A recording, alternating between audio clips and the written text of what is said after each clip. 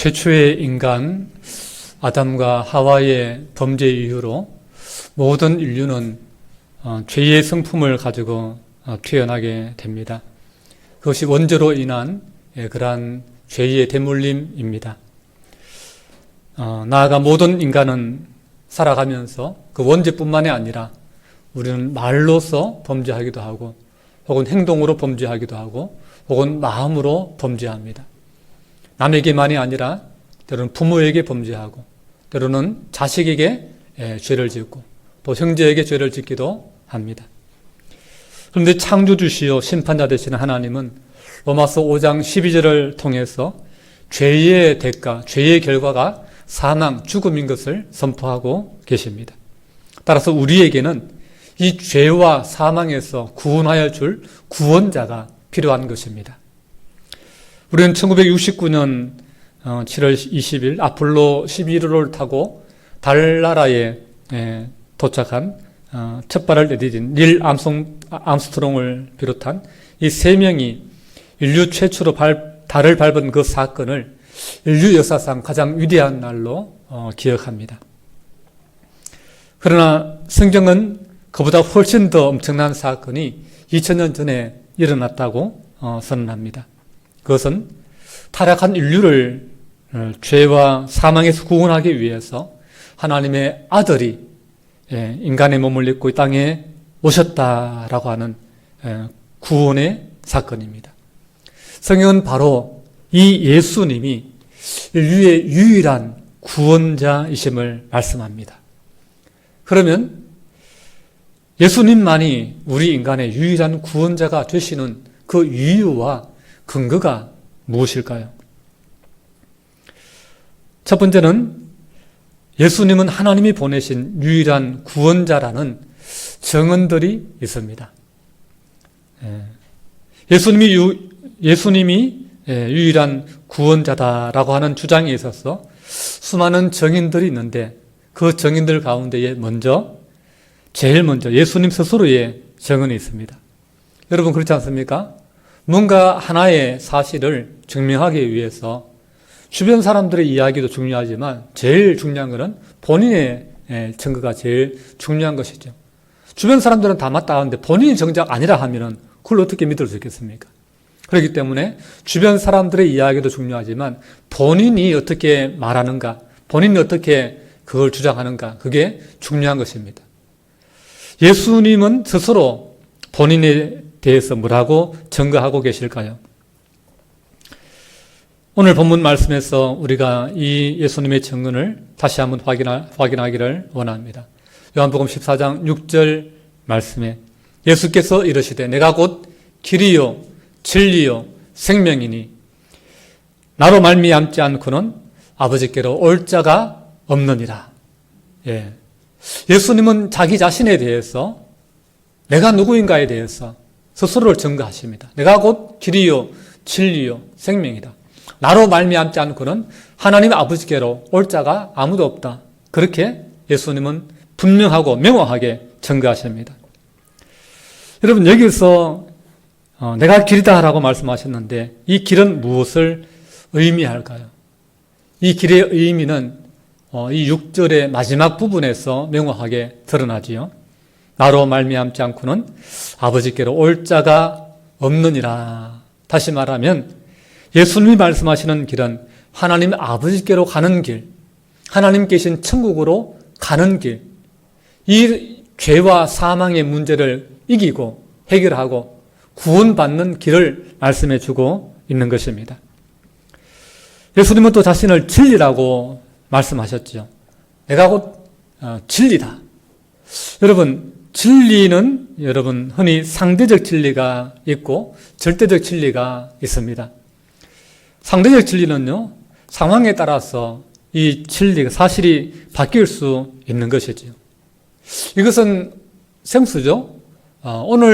지금은 마실 수 있지만은 이게 일주일 지나면 사실은 한번 입된 거 다시 마시는 것이 좀 세균의 정식 때문에 잘 마시지 않고 버리게 됩니다.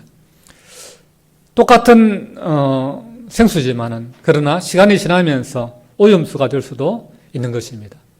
이것은 상대적인 진리인 것입니다. 지금은 마실 수 있는 물이지만 시간이 지나면 똑같은 그대로의 물이지만 마실 수 없는 물이 되고 마는 것입니다. 예. 그러나 이건 참된 진리가 아니에요. 참된 진리는 시간에 관계없이, 역사에 관계없이 영원히 변하지 않는 그거를 참된 진리다라고 말씀하는 거예요.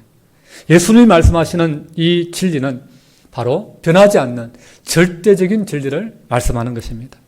영원토록 변하지 않는 것, 모든 문제를 근본적으로 해결할 수 있는 해결책, 이 진리를 예수님이 말씀하고 계신 것입니다. 따라서 진리이신 예수님은 영원토록 변하지 않으시며 인생의 모든 문제를 해결할 수 있는 유일하게 진리 되신 분입니다. 여러분, 진리는 변함이 없기 때문에 진리 되신 예수님 역시 변하지 않습니다. 어제나 오늘이나 영원토록 변함이 없으신 주님이십니다. 부활하신 주님은 하나님 보좌 우편에서 2000년 전에도 지금도 앞으로도 영원히 영존하시는 우리의 구원자가 되십니다. 그리고 우리의 구원을 도우십니다.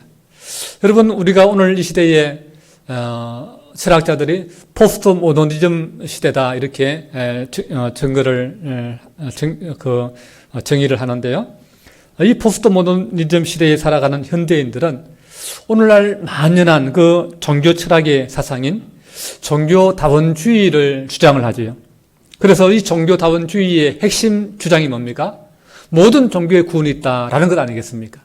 그러니까 불교에도 구원이 있고 유교에도 구원이 있고 힌두교에도 구원이 있고 심지어 무당, 샤머니즘 종교에도 구원이 있다라고 말하는 것이죠. 그리고 우리가 등산을 할 때에 한 코스만 있는 것이 아니다. A 코스가 있고 B 코스가 있고 C 코스가 있고 D 코스가 있고 오르는 길은 여러 가지다. 그러나 어느 길로 올라가든지 다 정상은 다 똑같다. 정상에서는 다 누구나 같이 만난다. 그래서 예수를 믿든 부처를 믿든 공자를 믿든 무당을 믿든 결국에는 올라가서 정상에 이르는 것은 똑같다. 구원받는 건 똑같다. 그렇게 오늘날 종교다원주의, 포스트 모더니즘의 사상이 바로 이것을 주장하고 있습니다. 그러나 여러분, 진리라고 하는 것은 그렇게 주장한다고 해서 다 진리가 되는 것은 아니에요. 여러분, 진리라고 하는 것은 모든 것들을 다 포용하는 게 진리가 아니에요. 진리라고 하는 것은 올바른 비유를 통해 가지고 증명이 되어야 되는 것입니다. 이 등산하는 비유는 올바른 비유가 아니에요. 진리에 대한 올바른 비유는요, 열쇠와 같은 그런 비유라고 할 수 있습니다. 여러분, 우리 친교실 문을 열든지, 여러분 집에 현관문을 열든지, 옛날에는 다 키가 있었죠. 요즘은 비밀번호를 누르지 않습니까? 여러분, 아무 번호를 누른다고 해서 그 문을 열 수 있습니까? 그 집에 들어갈 수 있습니까? 아니죠. 수많은 번호가 있습니다.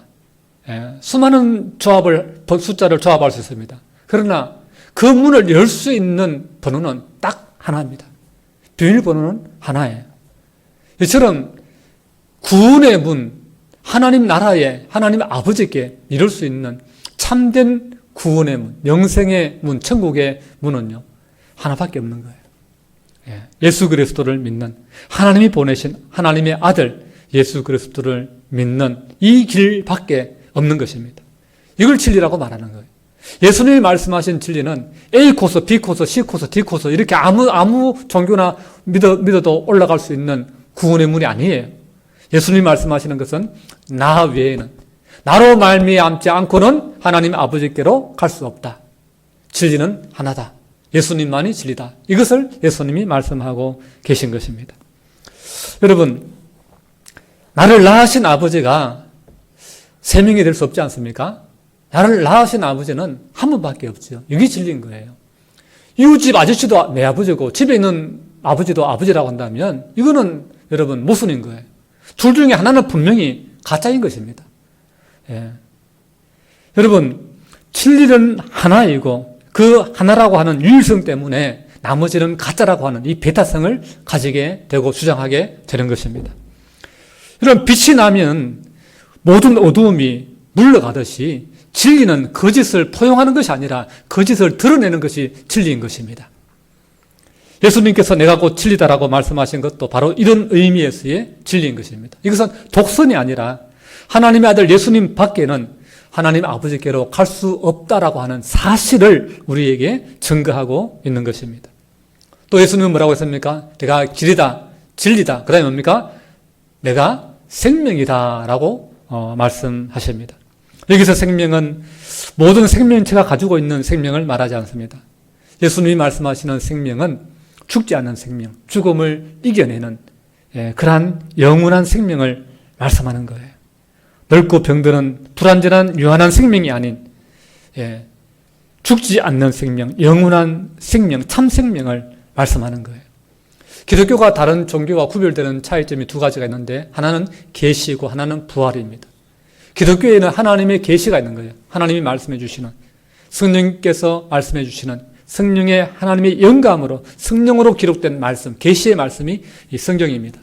인간의 말이 아니고 이 계시가 있고, 또 하나는 하나님의 아들, 우리의 믿음의 대상이 되시는 그 예수님이 죽음에서 부활하셨다, 살아나셨다라고 하는 이 계시와 부활, 이것이 기독교의 가장 큰 특징입니다. 그런데 기독교만 그러면 계시를 주장하느냐? 그렇지 않습니다. 이슬람교도 계시를 주장하고 또 유대교도 주장을 합니다. 그러나 부활에 있어서만큼은 어느 종교에서도 찾아볼 수 없는 유일한 진리입니다. 기독교는 그렇기 때문에 죽음을 이기는 부활의 종교입니다. 하나님 안에 영원한 생명이 있고 하나님의 아들 예수님 안에도 영원한 생명이 있습니다. 놀라운 것은 하나님만 이 영생을 가지는 것이 아니라, 하나님의 아들만 이 영생을 누리는 것이 아니라 하나님의 아들을 믿는 모든 사람에게도 이 영생을 주시겠다. 하나님은 그렇게 우리에게 약속해 주고 계시는 것입니다. 요한복음 3장 16절 말씀에 하나님이 세상을 이처럼 사랑하사 독생자를 주셨으니 이는 그를 믿는 자마다 멸망하지 않고 영생을 얻게 하려 하심이니라. 하나님이 세상을, 우리를 사랑하시기 때문에 하나님의 아들을 구원자로 보내주셨어. 그 아들 예수님을 믿는 자마다, 믿는 자는 누구든지 영생을 얻게 하나님께 영원한 생명을 주시겠다 약속해 주고 계시는 것입니다. 여러분, 이 주님이 주시는 이 영원한 생명을 여러분 심령 속에 받아서 소유할 수 있기를 축복합니다. 인류 역사상 그 누구도 자기 자신이 나는 길이다, 나는 진리다, 나는 생명이다, 나로 말미암지 않고는 천국에 못 간다, 그렇게 말한 사람이 누가 있습니까? 습관으로도 그렇게 말하지 않았고, 공자도 그렇게 말하지 않았고, 마호메트도, 이슬람의 장시자 마호메트도 그렇게 말하지 않았고, 세상에 그 누구도 그런 말을 했다고 증거가 아무것도 없어요. 누구도 없습니다. 왜 그렇습니까? 그래도 세상 사람들의 존경을 받고 큰 가르침을 준다라고 하는 그런 현인들, 그런 종교 지도자급의 그런 사람들은 그래도 양심이 있거든요. 그렇기 때문에 그런 말 함부로 못하는 거예요. 그분들은 그래도 솔직한 거예요. 그렇기 때문에 자기가 구원자가 아닌 것을 알기 때문에 내가 뭐 진리다, 길이다, 생명이다 그렇게 말하지 않았던 거예요.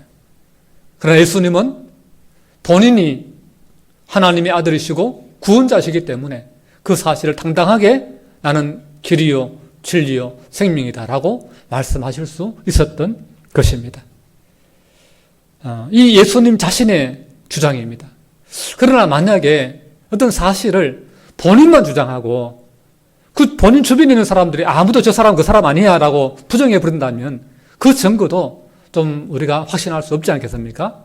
그렇기 때문에 예수님 본인의 증거도 중요하지만 나는 하나님의 아들이다, 나를 본다는 하나님을 보았다, 내가 곧 길이요 진리요 생명이다, 예수님의 주장도 중요하지만 예수님의 주변 사람들은 그럼 예수님 어떻게 증거하느냐, 이것도 우리가 살펴볼 필요가 있습니다.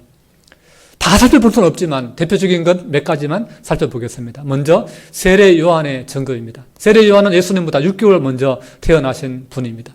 그리고 제사장의 아들로서 모든 부귀영화를 내려놓고 부처님처럼 정말 광야로 나가서 빈들로 나가서 고행하면서 그리고 낙타 트롯을 입고 벌거벗은 몸에 낙타 트롯만 걸치고 가죽띠를 띠고 그리고 야생 음식 생꿀 같은 거, 그런 거, 메뚜기 그런 거 먹으면서 하나님 앞에 기도로 아주 경건하게 살았던 분입니다.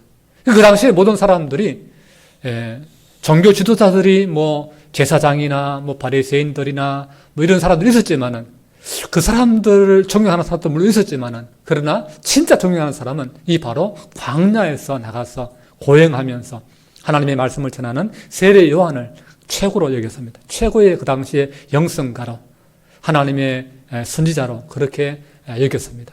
그래서 많은 죄인들이 세례 요한에게 나와서 죄를 회개하고 그에게 세례를 받았지요. 심지어 매국노라고 놀림받는 세리들까지도 그 세례 요한에게 가서 자기의 죄를 고백하고 회개했습니다. 그리고 수많은 죄인들이 세례 요한에게 몰려들었습니다. 심지어 로마 군병들까지 세례 요한에게 가서 구원의 길을 물을 정도로 그분은 누구가 할 것 없이 인정하고 그분을 존경했습니다.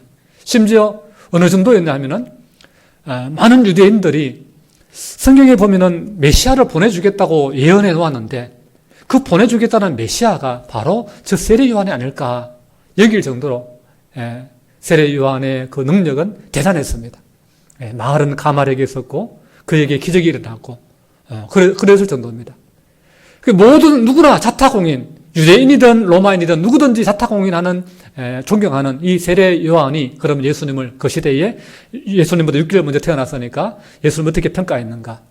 그 예수님을 만났습니다. 세례 요한이 만나서 세례를 베푸는 광야에서 요단강에서 예수를 만났을 때에 세례 요한이 예수님을 보고 뭐라고 했느냐?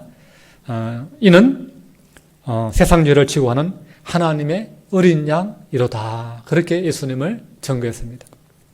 뭐라고 했다고요? 예수님을 이는 세상 죄를 지고 가는 하나님의 어린 양이다.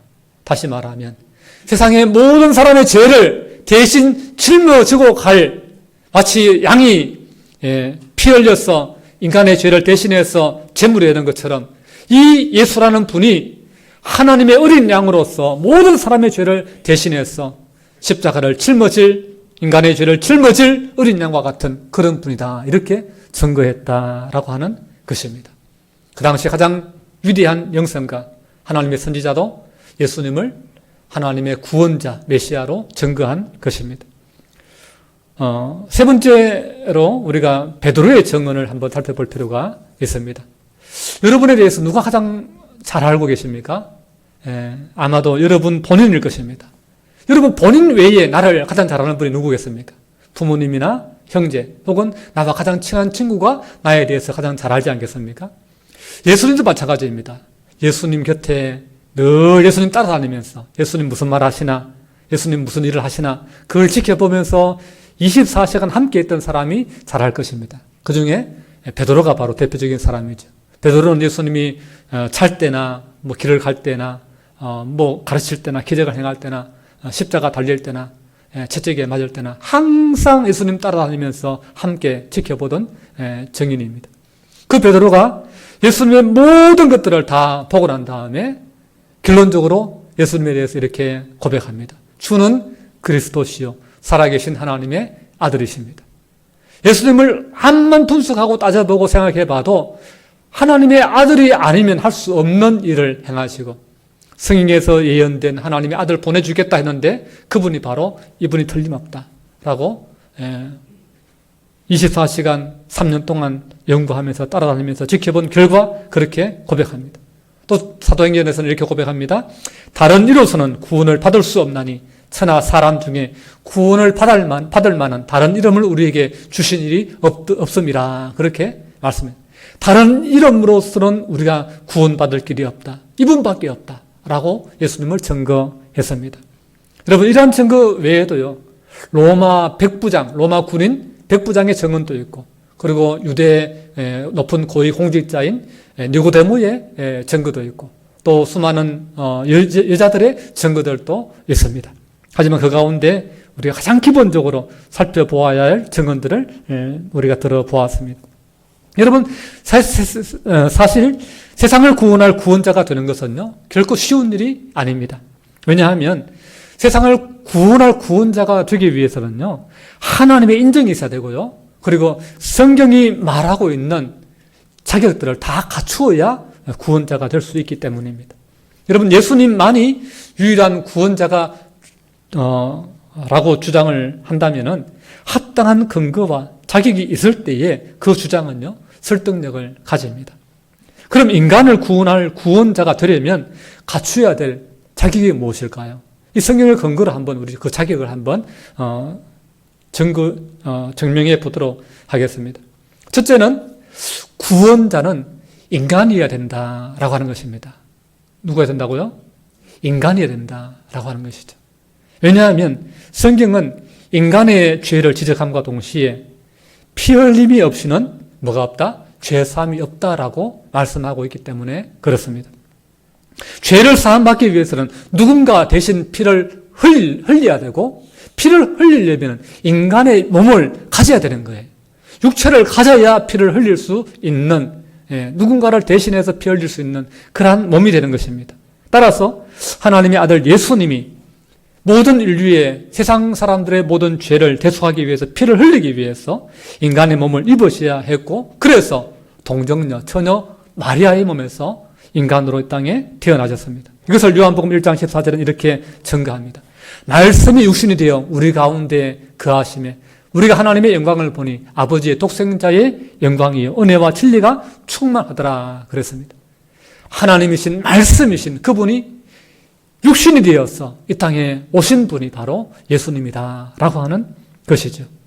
예수님은 인간이 되셨기 때문에 배고픔을 느끼셨고 40일 굶주린 뒤에 마귀가 돌을 가지고 빵으로 떡으로 만들어 먹으라 라고 그런 유혹을, 시험을 할 수 있었던 것이죠. 너무나 배고팠기 때문에.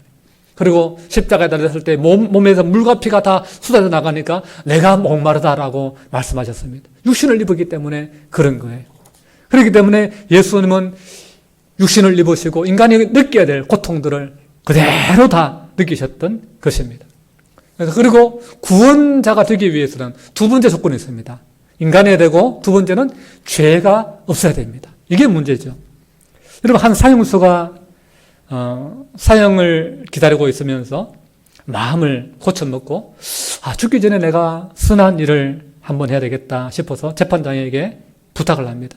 재판장님, 내가 나머지 사형수들을 대신해서 죽을 테니 이 감방에 있는 사형수들 내가 대신 죽을 테니까 좀 이분들 좀 사형을 면하게 해주세요. 그렇게 재판장에게 부탁을 했습니다. 여러분, 이렇게 말하는 것이 상식과 이치에 맞는 말입니까? 재판장이 그 이야기를 듣고 뭐라고 했습니까? 네 생각은 가력하다마는 그건 안 된다. 왜냐? 이봐, 자네가 사형수지 않느냐? 네가 죽는 것은 네 죄 때문에 죽는 거지 다른 사람의 죄를 네가 대신할 수 있는 그런 자격이 없어. 그렇게 말하지 않겠습니까? 자기가 사형수인데 자기 죄로 말미암아 죽는 거지 그가 누구의 죄를 대신해 죽을 수 있단 말입니까? 그건 안 되는 거예요. 예, 그렇습니다. 여러분, 적어도 모든 죄인을 위해서 대신 죽으려는 사람이라고 한다면 적어도 그 사람은 죄가 없는 사람이어야 된다라고 하는 것입니다. 그런데 이 땅에 죄가 없는 사람이 누가 있느냐라고 하는 것이 문제이지요.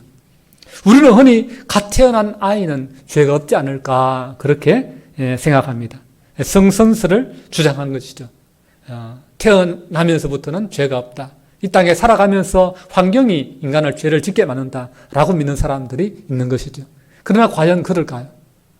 여러분, 아이를 키워본 사람은 알 것입니다. 아이가 백지 같아서 그 아이에게 무엇을 이야기해주고 어떤 걸 보여주냐에 따라서 그 아이가 어떤 사람이 된다라고 하는 생각을 가지죠. 그런데 여러분, 그렇지 않습니다. 아이는 태어날 때부터 본성적으로 그 피에서부터 죄성이 흐르고 있다라고 하는 사실입니다. 한 가난한 집에 아기가 태어나는데 산모가 제대로 먹지 못해서 젖이 나오지 않습니다. 옛날에 분유가 없던 시절에 어떡합니까? 살리기 위해서는 젖 잘 나오는 아이의 젖동량을 다녀야 되지 않습니까? 그런데 그 부유하고 또 몸이 좋아서 젖이 그 자기 아이 먹이고 남아서 짜서 버려야 되는 그런 산모에게 가서 젖을 얻어 먹입니다. 그런데 자기 엄마의 젖을 배불리 먹고 그 옆에 있던 그 아이가 다른 아이가 엄마 품에 안겨서 참 젖동냥하는 그 아이를 못마땅하게 여겼어.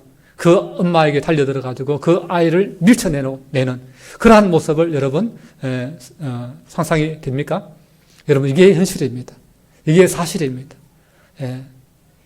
그리고 인간은 누구를 미워하라고 가르친 적이 없고 시기하라 가르친 적이 없고 이기적이 되라고 가르친 적이 없지만은 자기가 배부름에도 불구하고 남아서 부려야 될 그 젖을 줌에도 불구하고 그것을 미워하고 시기하고 질투하는 것이 인간인 것입니다.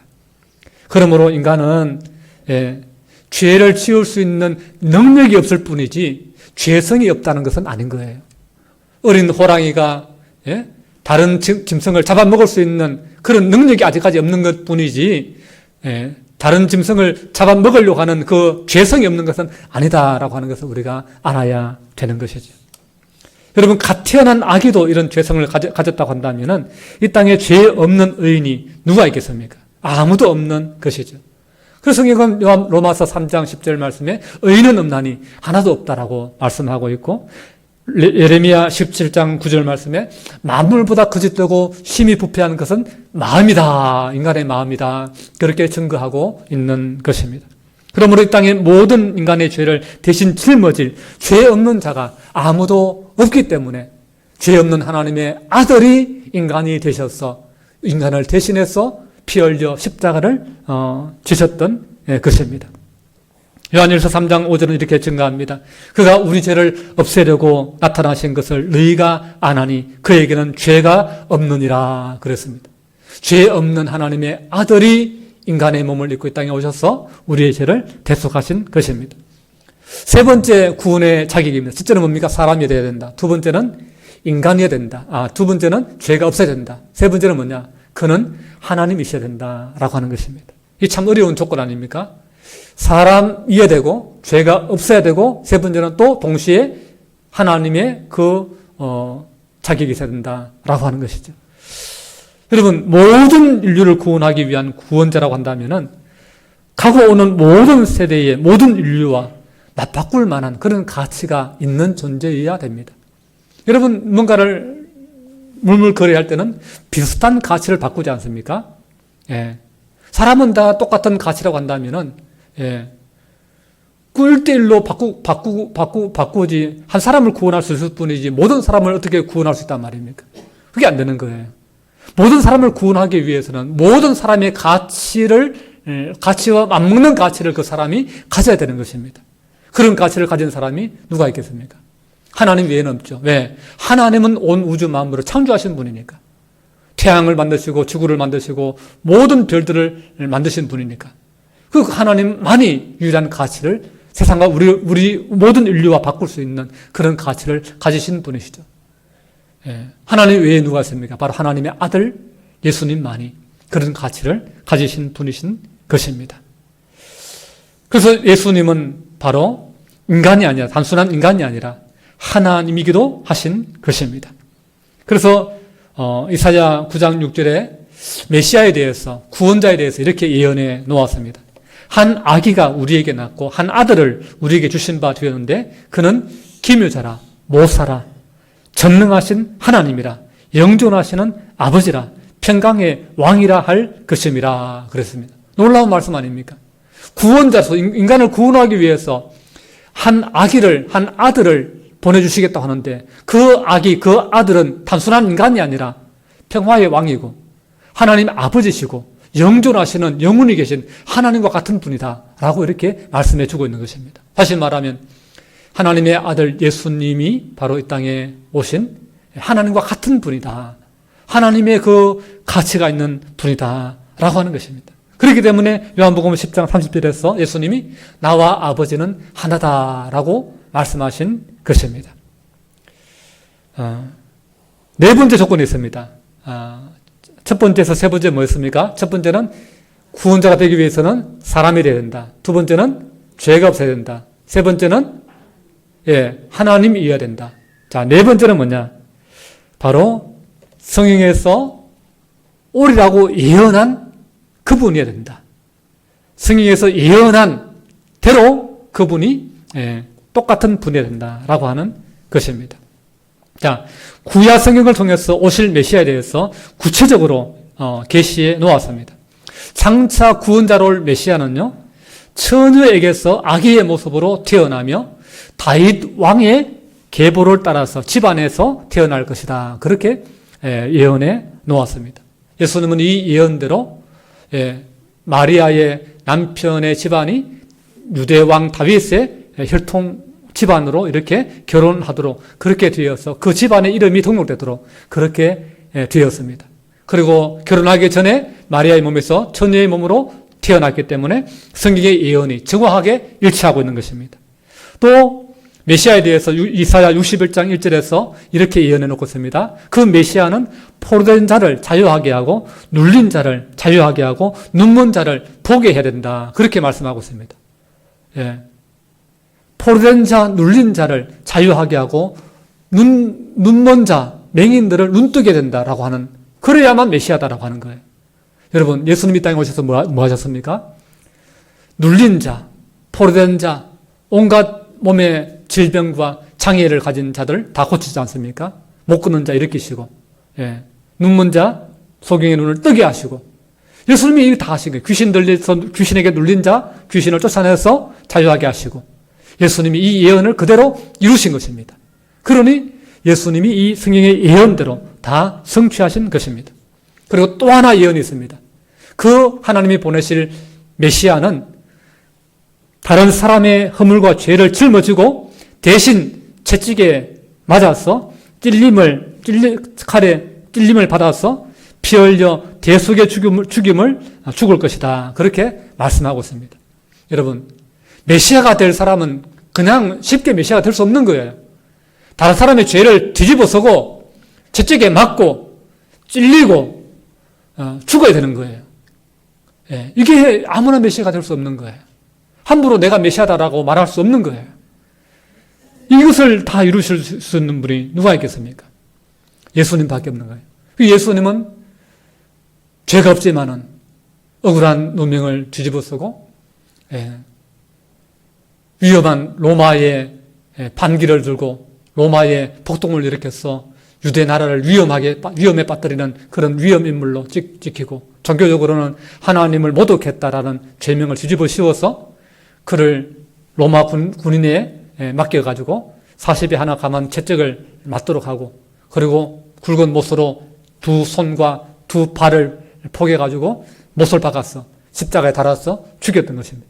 하나님의 말씀대로 모든 사람의 죄가 없는 분이 누명을 뒤집어 쓰고 그렇게 채찍에 맞고 찔려서 대신 돌아가셨던 것입니다.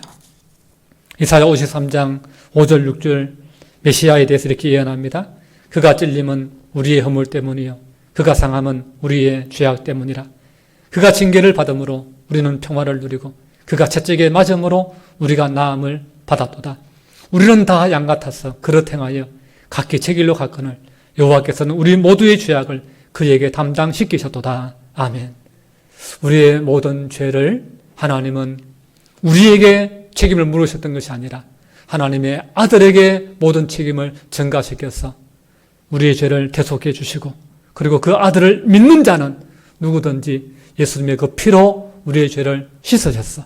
피 흘림이 없이는 죄 사함이 없다 했는데 그 피로 우리의 죄를 씻으셨어. 예수님 믿는 자는 다 죄 사함 받고 용서받고 죄와 사망에서 구원되어서 하나님 나라 영생하는 천국에 들어갈 수 있도록 하나님 아들, 딸로 삼아주신 줄로 믿을 수 있기를 주님의 이름으로 축복합니다. 기도하겠습니다. 좋으신 우리 아버지 하나님, 은혜를 감사합니다. 오늘 이 시간 통해서 말씀을 통해서 예수님이 왜 인류의 유일한 구원자이신지 우리가 살펴보았습니다. 하나님 아들 예수 그리스도 외에 죄가 없으시면서도 모든 사람의 죄를 대신해서 뒤집어 쓰시고 채찍에 맞으시고 피 흘려 못에 찔려 물과 피를 다 쏟으시고 돌아가신 분, 나를 위해서 나의 죄를 대신 감당해 주신 분, 예수님 외에 누가 있습니까? 아무도 없습니다. 예수님만이 나의 죄와 허물, 나의 죽음을 해결할 수 있는 유일한 구원자심을 고백합니다. 이 시간 우리 주님으로 인하여서 이 땅에 세워진 교회가 오늘 우리 안동 명성교회 이오니 하나님 아버지 이곳에서 우리 주님의 이름이 높임을 받으시고 이곳에서 주님의 이름이 전파되게 하시고 이곳에서 예수 믿는 사람이 더 많아질 수 있도록 주님 역사하여 주시옵소서. 우리를 위해 나를 위해 십자가시고 죽은 지 3일 만에 부활하셔서 지금 또 우리를 위해 도우시고 그 크신 이름의 권세로 능력을 행하시는 우리 구주 예수님 이름으로 간절히 기도하옵나이다. 아멘. 찬송가 90